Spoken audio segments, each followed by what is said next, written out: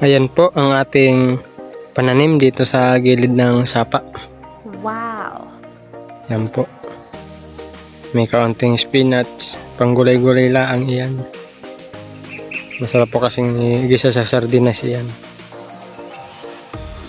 Tapos meron pong kaunting kamote.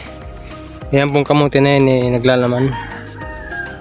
Kinuha ko po yun dun sa taniman namin sa Teresa. Ayan, kapiranggot lang po yan. Tapos meron po din gabi. Matataba po ang ating gabi. Ayan po. Hanggang dun po yan. Ayan po. Malinaw po yung ano dito. Sapa. Ayan po, magbaba po tayo. Ayan po, gumagapang na po ang ating kamote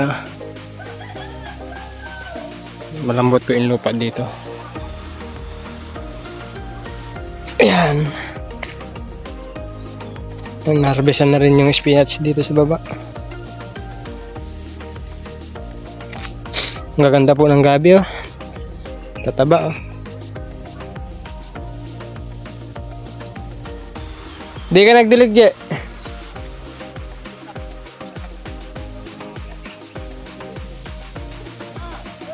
Ang tataba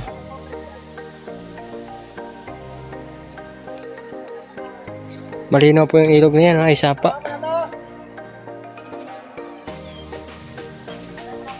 Ayan po yung may-ari niya, no?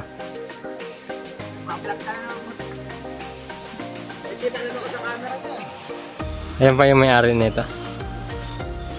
Sipag yun magtanim-tanim dito. Ako yung taga-vlog lang sa kanyang pananim.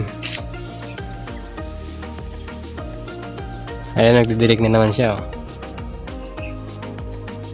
Ang cute ng pandilig niya Ang laki ng pandilig mo dyan Ayan Baso lang ng cup noodles, pinutas-putasan.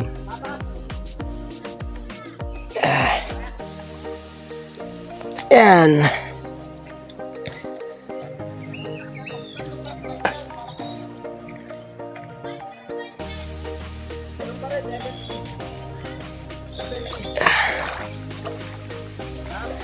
Ang lapad ng dahon mga kaibigan.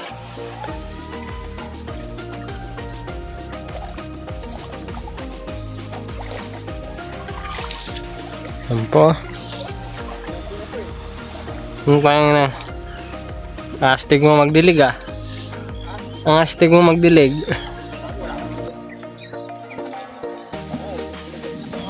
Buhay na yung ano mo lakbate mo Buhay na yung lakbate mo. Live mo na! Hindi live? Kaming isda. Tilapia.